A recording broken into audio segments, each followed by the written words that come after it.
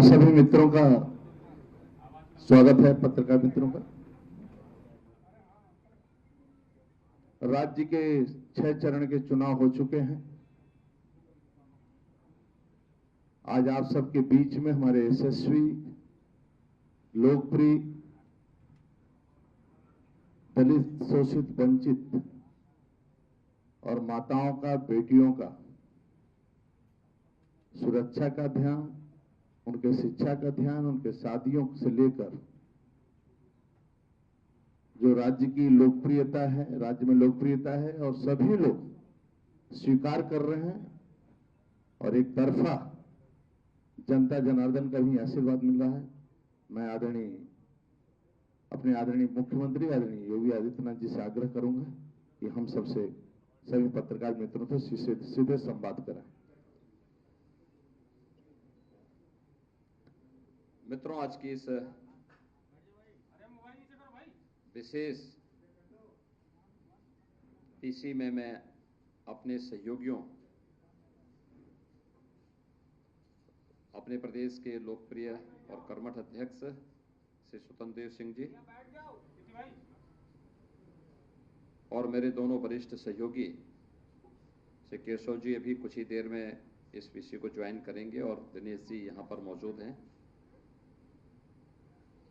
इन सब की ओर से मैं आपका स्वागत करता हूं।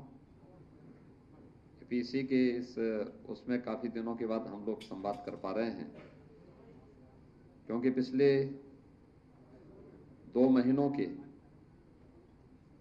एक मैराथन दौड़ के बाद देश के सबसे बड़े राज्य के चुनाव प्रक्रिया को, चुनाव प्रचार के कार्यक्रम को शांतिपूर्ण तरीके से समारोह करने के उपरांत हम लोग आए हैं और इसीलिए इन सब पर आपसे चर्चा की जाए, इसीलिए यह विशेष हम लोगों ने पीसी यहां पर बुलाई है।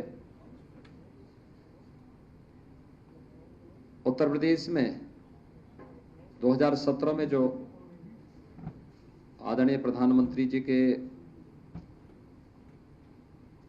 मार्गदर्शन में भारतीय जनता पार्टी ने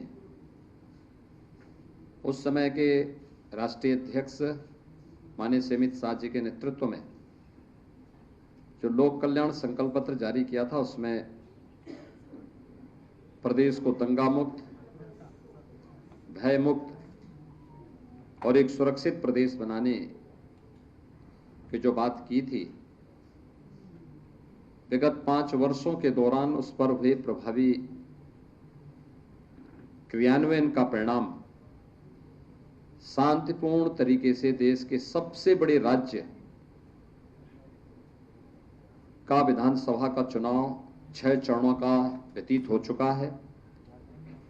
7वें चरण के प्रचार का कार्य अब कुछ ही देर में समाप्त होने वाला है और परसों 7 मार्च को 7वें चरण का मतदान भी होगा। आप देखेंगे, अगर इसकी तुलना 2017, 2014, 2012 या 2007 के विधानसभा चुनाव या 2009 के लोकसभा चुनाव से अगर आप करेंगे तो उस दौरान जो व्यापक हिंसा होती थी, अराजकता का तांडव देखने को मिलता था, उससे इतर शांतिपूर्ण तरीके से चुनाव प्रक्रिया को आगे बढ़ाने में भारत निर्वाचन आयोग को भी कानून की राज का ये लाभ प्राप्त हुआ, जिसके कारण 6 चरणों का चुनाव शांतिपूर्ण तरीके से संपन्न हुआ है और 7वें चरण का प्रचार का कार्य भी शांतिपूर्ण तरीके से संपन्न हो चुका है। परसों 7वें चरण का मतदान भी होगा। उत्तर प्रदेश जैसे राज्य में शांतिपूर्ण तरीके से चुनाव हो, यह अपने आप में कौतूहल और आश्चर्य का विषय हो सकता है बहुत सारे लोगों के लिए, लेकिन भारतीय जनता पार्टी की डबल इंजन सरकार ने इसे वास्तविक हकीकत में बदलने का काम भी किया है। 5 वर्ष की डबल इंजन सरकार की उपलब्धियों में से ये भी एक आता है। मित्रों, पूरे प्रचार के दौरान प्रदेश के अंदर सभी 75 जनपदों में हमें जाने का अवसर प्राप्त हुआ और पिछले 2 महीनों के दौरान मैं इस बात को कह सकता हूं कि Bharatiya Janata party double engine सरकार ने जो कहा सो करके दिखाया था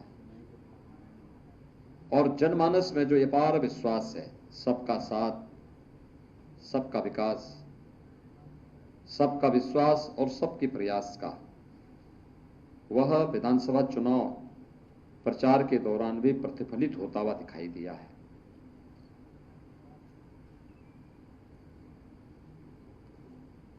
यह सच है कि 2014 से पहले प्रदेश की राजनीति को भी और देश की राजनीति को भी कांग्रेस और अन्य क्षेत्रीय दलों ने जाति, मत, मजहब, क्षेत्र, भाषा और तमाम अन्य बातों के आधार पर विभाजित कर दिया था और इस उधेड़बुन में मूल बिंदुओं पर ध्यान नहीं जा पाता था। पहली बार देखने को मिला है जब 2014 में प्रधानमंत्री मोदी जी के नेतृत्व में इलेक्शन लड़े गए और भारत के सामान्य निर्वाचन के लिए उस समय इलेक्शन के एजेंडे को जो धार उन्होंने दी थी, लोकसभा चुनाव के पहले प्रधानमंत्री जी ने नारा दिया था सबका साथ और सबके विकास का। लोगों को लगता था कि ये वास्तव में क्या है, लेकिन जब 2014 में सरकार बनी और सरकार ने अपने बिंदुओं को फोकस किया देश की आंतरिक और बाह्य सुरक्षा को लेकर, देश की आस्था के सम्मान को लेकर, देश की इंफ्रास्ट्रक्चर डेवलपमेंट को लेकर के और गरीब कल्याणकारी योजनाओं का लाभ बिना भेदभाव के प्रत्येक नागरिक तक पहुंचाने का,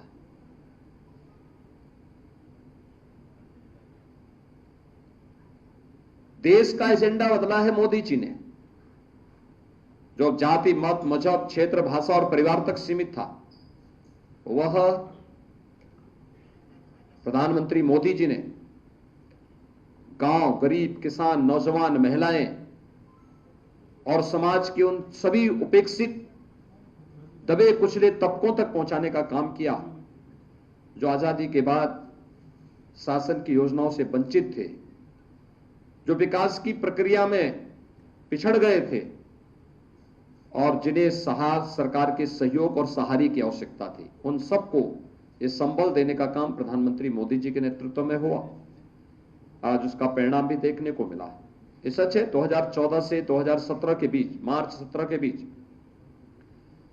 प्रधानमंत्री मोदी जी के द्वारा प्रारंभ किए गए गरीब कल्याणकारी योजनाओं का और इंफ्रास्ट्रक्चर डेवलपमेंट के कार्यों को प्रदेश की तत्कालीन समाजवादी पार्टी की सरकार लागू करने में विफल रही, पूरी तरह विफल रही। लेकिन जब मार्च 2017 में भारतीय जनता पार्टी की सरकार प्रदेश में पदारूढ़ होती है, तो उस समय हम लोगों ने आकर के केंद्र सरकार की उन सभी योजनाओं को प्रदेश में लागू किया जो प्रदेश के 25 करोड़ लोगों के जीवन में व्यापक परिवर्तन का कारक बन सकती थी। याद करिए, हम लोग जब आए थे, हमारी सरकार ने पहले 3 फैसले लिए थे। अन्नदाता किसानों की ऋण माफी के, जिसमें 86 लाख किसानों का 36,000 करोड़ रुपए का कर्ज माफी का कार्यक्रम हुआ था। ट्रांसपेरेंस तरीके से पूरे देश के अंदर अपने आप में एक उदाहरण था। टेक्नोलॉजी का उपयोग करते हुए कैसे किसानों के जीवन में परिवर्तन लाया जा सकता है, यह कार्य किया गया। प्रदेश के अंदर अवैध बूचड़खानों को बंद किया गया और बेटियों की सुरक्षा के लिए एंटी रोमियो स्क्वाड का गठन करके हर थाना क्षेत्र में इसको सक्रिय किया गया। अन्नदाता किसानों से अगर मैं इस योजना को प्रारंभ करूं, आज आप देख रहे होंगे अन्नदाता किसानों के लिए प्रधानमंत्री फसल बीमा योजना,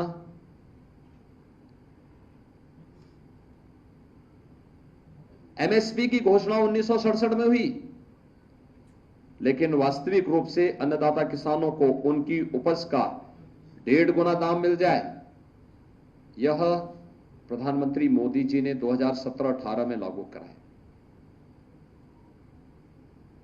उत्तर प्रदेश में प्रोक्यूरमेंट की पॉलिसी भारतीय जनता पार्टी की डबल इंजन सरकार लेके आई।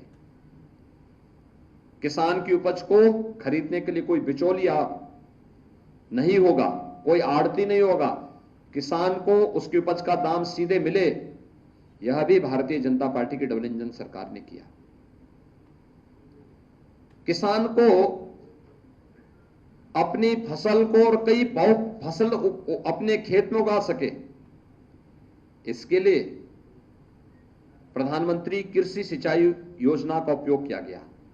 दशकों से लंबित बाण सागर परियोजना, अर्जुन सहायक परियोजना, सरयू नहर राष्ट्रीय परियोजना जैसी 1.5 दर्जन से अधिक परियोजनाओं को पूरा किया गया। 22 लाख हेक्टेयर से अधिक भूमि को सिंचाई की सुविधा प्रदेश के अंदर उपलब्ध करवाने का कार्य इस दौरान डबल इंजन सरकार ने किया। अन्नदाता किसानों को शासन की योजनाओं का भरपूर लाभ देते हुए उनके जीवन में परिवर्तन लाने का काम भारतीय जनता पार्टी की सरकार ने लिया और वर्तमान में 2,54,00,000 से अधिक किसान उत्तर प्रदेश के अंदर ऐसे हैं जो प्रधानमंत्री किसान सम्मान निधि का लाभ प्राप्त 6,000 रुपए सालाना प्राप्त कर रहे हैं। मित्रों, गन्ना किसानों का 1,62,600 करोड़ रुपए से अधिक का गन्ना मूल्य का भुगतान मात्र 5 वर्ष के अंदर भारतीय जनता पार्टी की डबल इंजन सरकार ने किया है। अगर इस पूरी राशि को आप 2004 से लेके 2003 से लेके 2017 के बीच सपा बसपा सपा की सरकार के कार्यकाल को देखेंगे, इतना गन्ना मूल्य का भुगतान इन पूरे 3 कार्यकाल में भी ये लोग नहीं कर पाए थे। कोरोना कालखंड में भी कोई चीनी मिल बंद नहीं हुई, सभी चीनी मिलें अपना काम करती रही, चलती रही, और जब तक गन्ना किसान के खेत में गन्ना है तब तक चीनी मिलें चलेंगी। उस संकल्प को सरकार ने लागू भी किया। मित्रों, अन्नदाता किसान वह किसान भी है, पशुपालक भी है।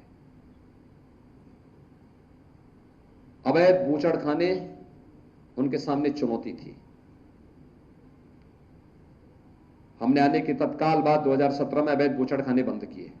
हम ये भी जानते थे कि इसके कुछ साइड इफेक्ट होंगे और इसीलिए हम लोगों ने 2018-19 से हर जनपद में पर्याप्त मात्रा में गौ आश्रय स्थल खोलने प्रारंभ कर दिए थे।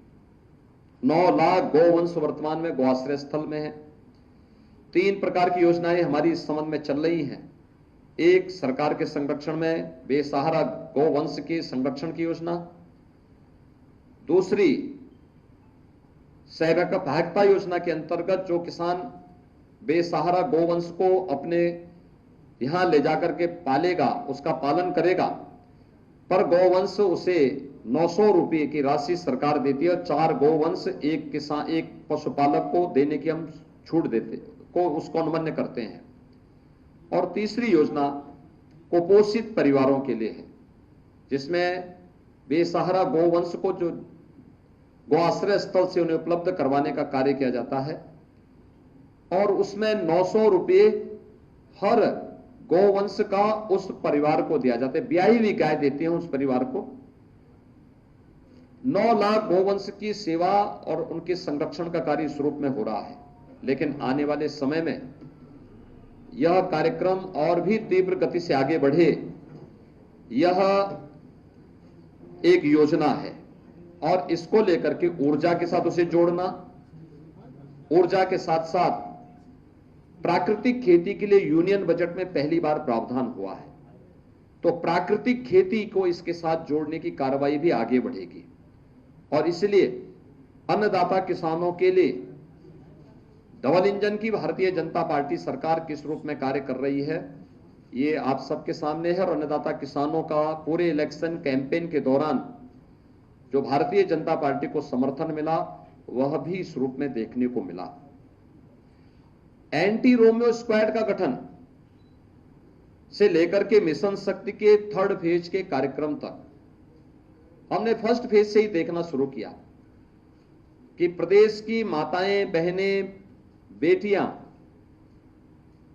वह हो सकता है कि परिवार में पुरुष कोई मत रखता हो, लेकिन उससे इतर उन्होंने भारतीय जनता पार्टी की सरकार को अपना समर्थन दिया।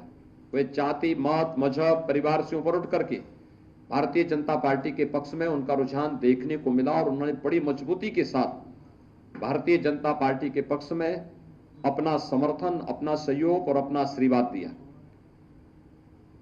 बड़े पैमाने पर पूरे प्रदेश के अंदर हम लोगों ने देखा। इसके पीछे केंद्र और प्रदेश सरकार की सभी योजनाएं हैं, जिसमें चाहे वह स्वच्छ भारत मिशन के अंदर, स्वच्छ भारत मिशन एक केवल शौचालय बनाने का कार्यक्रम नहीं था, ये नारी गरिमा और सुरक्षा का प्रतीक भी बना। प्रदेश के अंदर बेटी बचाओ बेटी पढ़ाओ का कार्यक्रम हो, जननी सुरक्षा का हो, मातृवंदना का कार्यक्रम हो, या प्रदेश शासन के द्वारा मुख्यमंत्री कन्या सुमंगला योजना या मुख्यमंत्री सामूहिक विवाह की योजना, ये सभी योजनाएं ऐसी थी जिन योजनाओं को हाथों हाथ माताओं बहनों ने लिया और उन योजनाओं के साथ जुड़ करके उन्हें लगा कि वास्तव में पहली बार ऐसी सरकार आ रही है, चाहे वह प्रत्येक घर में बिना भेदभाव के शौचालय उपलब्ध करवाने का कार्य कर रही है, या धुएं से मुक्ति के लिए प्रधानमंत्री उज्ज्वला योजना में उन सभी परिवारों को रसोई गैस की सिलेंडर उपलब्ध करवाने का कार्य करा रही है। आप सोचिए, कार्बन जनित बीमारियों से कितनी माताओं को बचाने का काम इसके माध्यम से प्रधानमंत्री मोदी जी ने किया। आज उसी के लिए अपना आशीर्वाद प्रदेश की माताएं भारतीय जनता पार्टी के डबल इंजन सरकार को देने के लिए पूरी मजबूती के साथ जुटी रही। या फिर स्वामित्व योजना के माध्यम से 23 से 25 लाख परिवारों को गांव-गांव में, जिस गांव में जहां पे उनकी जमीन थी, उस जमीन का मालिकाना अधिकार देने का कार्य ये प्रधानमंत्री मोदी जी के नेतृत्व में हुआ। महिला स्वयंसेवी समूह के माध्यम से उन्हें आर्थिक रूप से स्वावलंबन की ओर अग्रसर करने का कार्यक्रम, 1 करोड़ माताएं और बहनें इसके साथ जुड़ी हुई है। कितने बड़े कार्यक्रम के साथ ये अभियान चला और पश्चिमी उत्तर प्रदेश से लेकर के पूरब तक कहीं भी जाएंगे, हर बेटी, हर बहन और हर माता अपने आप को आज सुरक्षित महसूस करती है। और उन्होंने मुक्त कंठ से इस बात को कहा कि हम उत्तर प्रदेश में हैं, उत्तर प्रदेश सुरक्षित है और हम कहीं भी आ जा सकते हैं, किसी से में आ जा सकते हैं, हमें कोई भय नहीं। एक भय मुक्त वातावरण और दंगा मुक्त सरकार देने वाली भारतीय जनता पार्टी को ही हम समर्थन देंगे। यह पूरा उद्घोष माताओं बहनों की तरफ से भी प्रदेश के अंदर देखने सुनने को मिला गया। इस पूरे चुनाव कैंपेन के दौरान बहुत सारी चीजें देखने को मिली। खासतौर पर उत्तर प्रदेश के अंदर प्रधानमंत्री आवास योजना और मुख्यमंत्री आवास योजना का लाभ कैसे गरीबों को मिला और कैसे परिवारों को आर्थिक स्वावलंबन की ओर उसने अग्रसर किया। 43,50,000 से अधिक गरीबों को प्रदेश के अंदर प्रधानमंत्री आवास योजना और मुख्यमंत्री आवास योजना से लाभान्वित किया गया। जबकि पिछली समाजवादी पार्टी सरकार में मात्र 18,000 लोगों के लिए मकान सैंक्शन हुए थे, मिला किसी को नहीं था। कागजों में, फाइल में सैंक्शन जरूर हुए थे। 5 साल में 18,000 समाजवादी पार्टी की सरकार में और भारतीय जनता पार्टी की डबल इंजन सरकार में 43,50,000 से अधिक गरीबों को मिला। यानी 43,50,000 वह गरीब आर्थिक शासन की योजनाओं से जुड़ के, केवल आवास नहीं बना, आवास बनने के साथ ही विद्युत का कनेक्शन सौभाग्य योजना में फ्री में मिलता है। 1 करोड़ 43 लाख ऐसे परिवारों को विद्युत के कनेक्शन दिए गए जिन्होंने आजादी के बाद कभी बिजली के दर्शन नहीं किए थे। उन परिवारों में इसके लिए 1,21,000 मजदूरों तक विद्युतीकरण का काम करना पड़ा था। 2,61,00,000 गरीबों को एक एक शौचालय उपलब्ध करवाने का काम भी हुआ। 1,25,00,000 से अधिक परिवारों को राशन कार्ड उपलब्ध करवाने के कार्य हुए थे। यानी ये जो कार्य प्रारंभ हुए, इनको बनाया गया, इनको एक एक तक डबल इंजन की सरकार ने कार्य किया। आज उसका परिणाम भी गरीब कल्याणकारी योजनाओं के माध्यम से हर घर बिजली, हर घर नल, हर घर शौचालय, हर घर राशन कार्ड, इन सभी योजनाओं के माध्यम से भी देखने को मिल रहा। गरीब कल्याणकारी योजनाओं हो या फिर इंफ्रास्ट्रक्चर डेवलपमेंट के कार्य। मित्रों, ये वही प्रदेश है जिसमें 70 वर्षों में केवल 1.5 एक्सप्रेसवे बन पाया था। आज इसी प्रदेश में, इसी उत्तर प्रदेश में 7 नए एक्सप्रेसवे या तो बन चुके हैं या बन रहे हैं। पूर्वांचल एक्सप्रेसवे आदरणीय प्रधानमंत्री जी के कर कमलों से राष्ट्र को समर्पित हो चुका है। बुंदेलखंड एक्सप्रेसवे अपने निर्माण की प्रक्रिया के अंतिम चरण में है। गोरखपुर लिंक एक्सप्रेसवे युद्ध स्तर पर कार्य चल रहा है। दिल्ली मेरठ एक्सप्रेसवे राष्ट्र को समर्पित हो चुका है। गंगा एक्सप्रेसवे पे कार्य युद्ध स्तर पर आगे बढ़ रहा है। बलिया लिंक एक्सप्रेसवे जमीन अधिग्रहण की कार्रवाई चल रही है। कानपुर लखनऊ ग्रीनफील्ड एक्सप्रेसवे, इस पर भी कार्य आगे बढ़ रहा है। गोरखपुर सिलीगुड़ी एक्सप्रेसवे और वाराणसी कोलकाता एक्सप्रेसवे, इस पर भी भारत सरकार के स्तर पर, युद्ध स्तर पर कार्य चल रहा है। इंटर स्टेट कनेक्टिविटी, याद करिए 2017 तक ये वही उत्तर प्रदेश था जिसके बारे में लोग 2-3 पहचान के रूप में कहते थे। एक, जहां दंगा हो, अराजकता हो, अव्यवस्था हो, गुंडागिर्दी हो। दूसरा, किसी भी जगह से आप आए, किसी देश से, किसी राज्य से उत्तर प्रदेश में प्रवेश करें तो जहां से सड़कें टूटी हुई हो, जहां से सायंकाल होते अंधेरा हो जाए, वो उत्तर प्रदेश की सीमा मान ली जाती थी। आज उत्तर प्रदेश दंगा मुक्त है, अराजकता मुक्त है, गुंडागिर्दी से मुक्त है। इंटर स्टेट कनेक्टिविटी को 4 लेन की कनेक्टिविटी से जोड़ा जा चुका है। उत्तर प्रदेश के किसी भी गांव में, लगभग 1 लाख गांव उत्तर प्रदेश के अंदर हैं, इन सभी 1 लाख गांवों तक विद्युत अनवरत, यानी सबको बिजली, पर्याप्त बिजली के लक्ष्य को प्राप्त किया जा चुका है। ये इंफ्रास्ट्रक्चर डेवलपमेंट के लिए भारतीय जनता पार्टी की सरकार के समय जो कार्य चल रहे हैं, जिला मुख्यालयों को, तहसील मुख्यालयों को, ब्लॉक मुख्यालयों को 4 लेन 2 लेन की कनेक्टिविटी के साथ जोड़ने, हर ग्राम पंचायत को अच्छी कनेक्टिविटी के साथ जोड़ने की कार्रवाई युद्ध स्तर पर चल रही है। मेडिकल क्षेत्र में, स्वास्थ्य क्षेत्र में कितना बड़ा इंफ्रास्ट्रक्चर हुआ। 1947 से 2017 तक 70 वर्षों में मात्र 12 मेडिकल कॉलेज बने थे और 5 वर्ष में भारतीय जनता पार्टी की डबल इंजन सरकार ने 2 एम्स और 33 नए मेडिकल कॉलेज उत्तर प्रदेश की जनता को दिए और आज उत्तर प्रदेश एक जनपद एक मेडिकल कॉलेज बनाने की ओर अग्रसर हुआ है। आप देखेंगे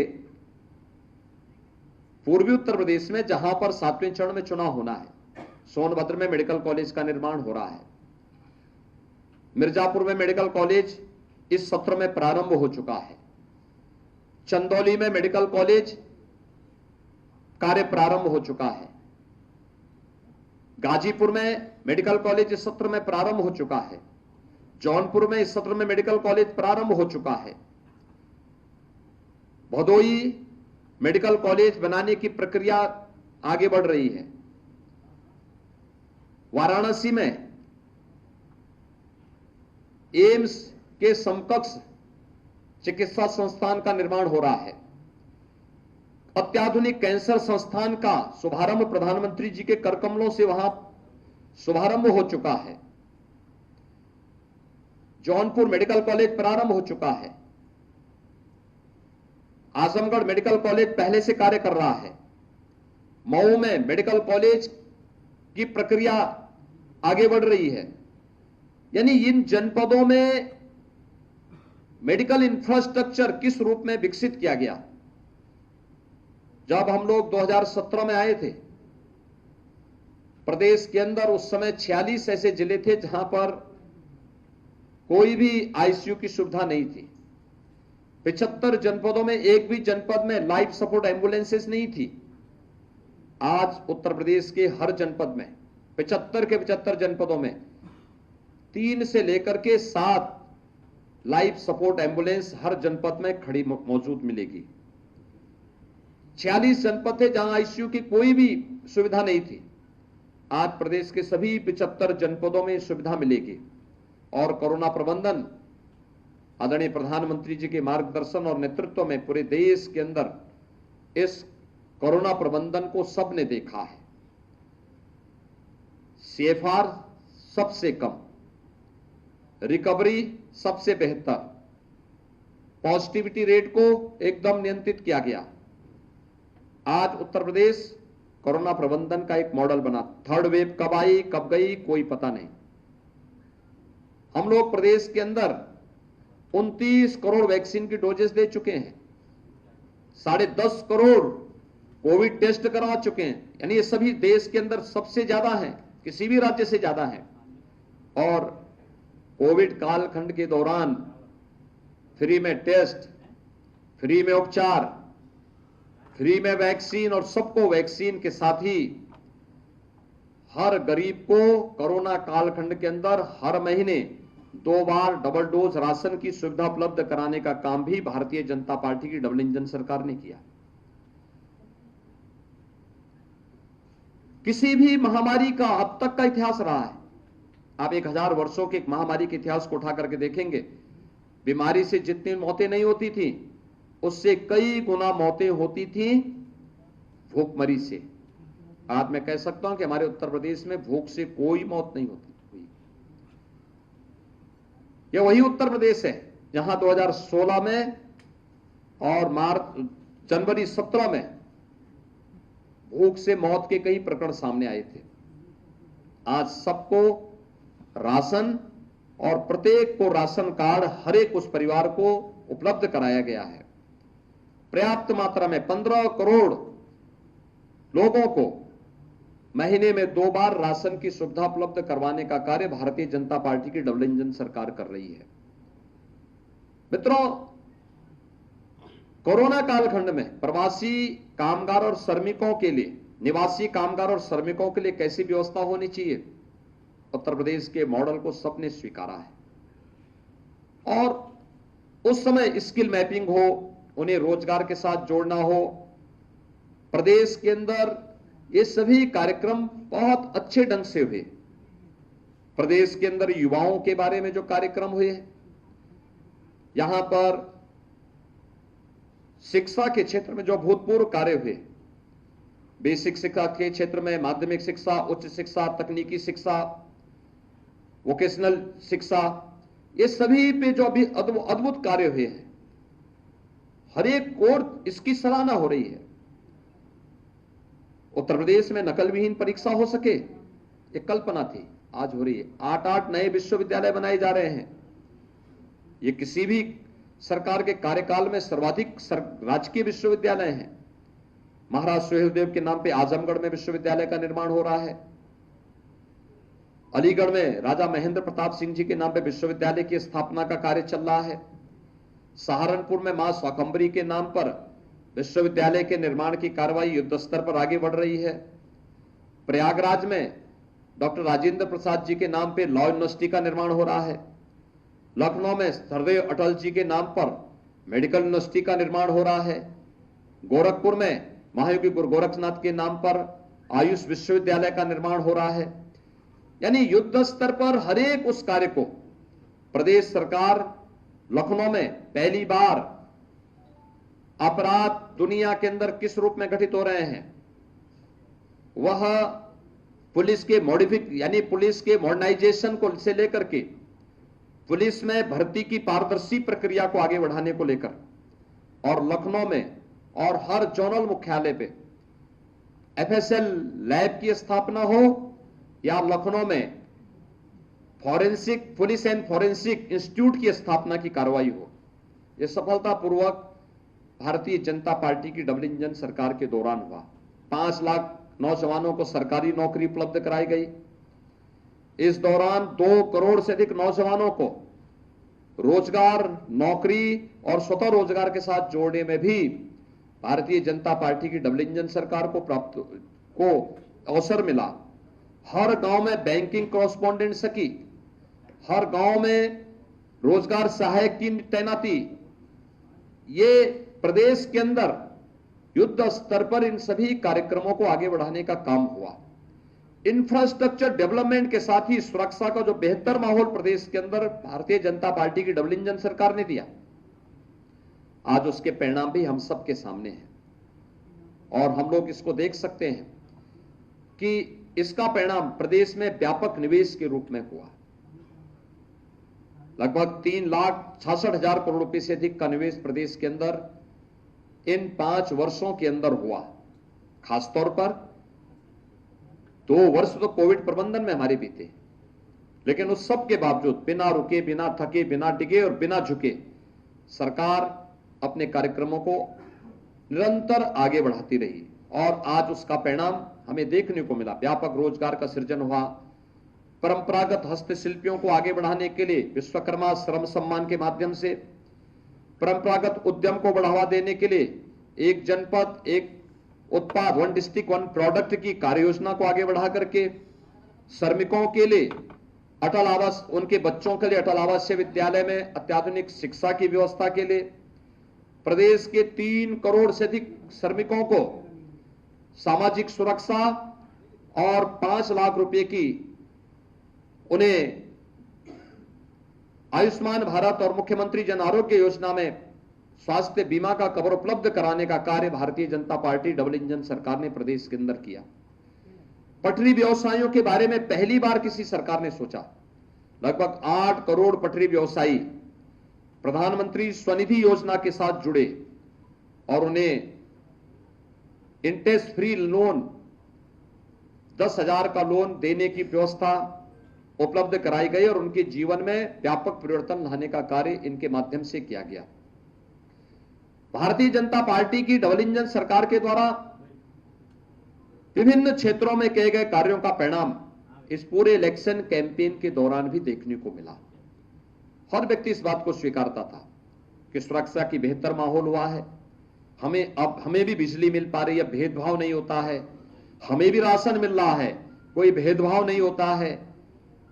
हर एक व्यक्ति इस बात को स्वीकार करता था कि बिना चेहरा देखे हुए सरकार अपनी योजनाओं का लाभ हर एक गांव, हर गरीब, हर किसान, हर नौजवान तक दे रही है और हर एक व्यक्ति के मुंह पे एक ही आवाज थी कि प्रधानमंत्री मोदी जी का यह मंत्र सार्थक हुआ कि सबका साथ, सबका विकास, सबका विश्वास और सबका प्रयास।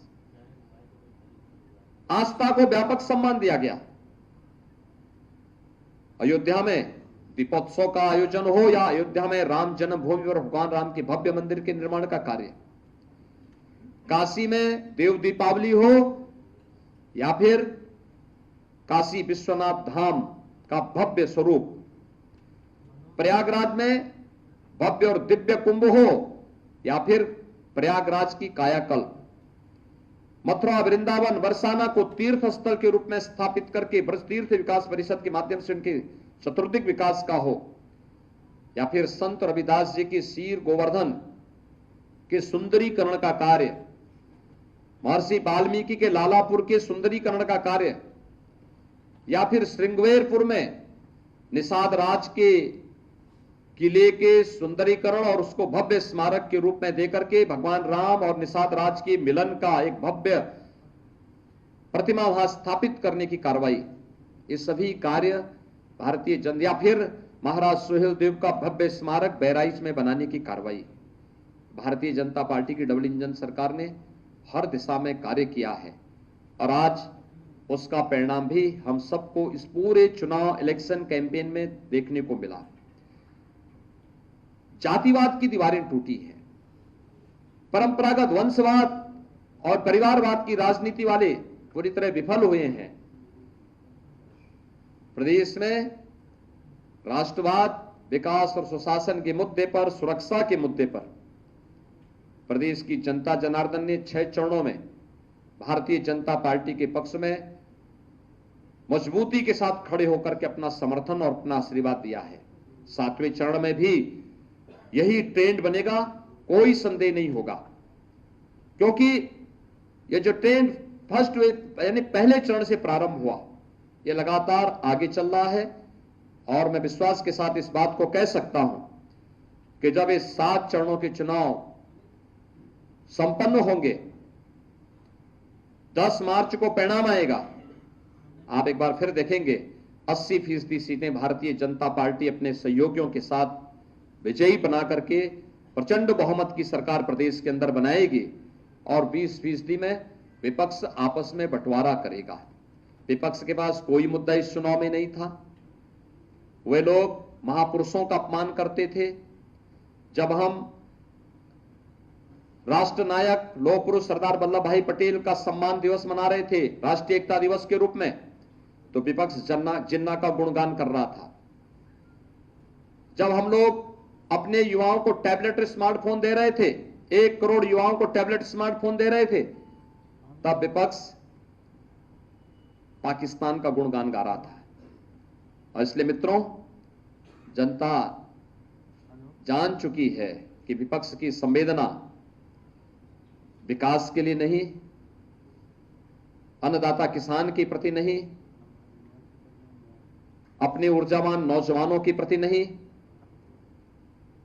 माताओं और बहनों और बेटियों की सुरक्षा के लिए नहीं, प्रदेश के समग्र विकास के लिए नहीं, उनकी संवेदना पेशेवर माफिया और अपराधियों के लिए है। उनकी संवेदना आतंकवादियों के प्रति है और उन्होंने समय समय पर यह भी करके दिखाया है। लेकिन अब जनता उनको कभी मौका नहीं देगी, उत्तर प्रदेश की जनता कभी मौका नहीं देने वाली है। यह संकल्प आगे बढ़ रहा है और हम विश्वास के साथ कह सकते हैं कि इन 2 महीनों के इस पूरे इलेक्शन कैंपेन में ये उत्साह और ये समर्थन या आशीर्वाद हम लोगों को हर एक विधानसभा क्षेत्र में, हर एक जनपद में और प्रदेश के चारों ओर देखने को मिला है। चाहे वह पश्चिमी उत्तर प्रदेश रहा हो, मध्य का रहा हो, बुंदेलखंड हो, अवध हो, पूर्वांचल हो, हर एक जगह यह व्यापक समर्थन और सहयोग हमें प्राप्त हुआ है। बिंदु क्षेत्र में या बुंदेलखंड क्षेत्र में हर घर नल योजना वहां पर साकार हुई है। जो लोग सूखे की मार झेलते थे, आज उनके खेतों को पानी मिल रहा है, उनको घर में विशुद्ध पानी मिल रहा है, पेयजल के लिए उन्हें जल उपलब्ध है।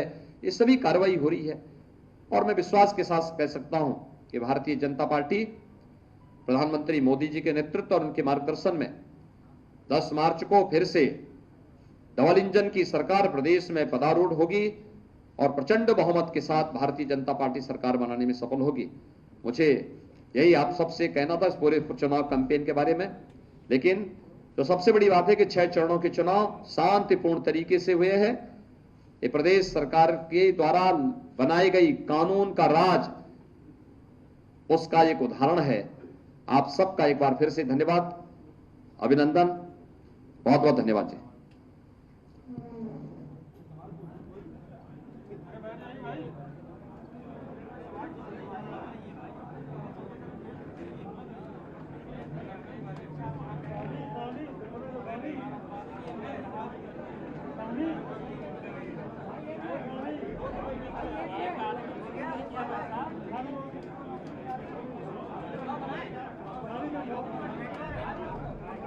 भाई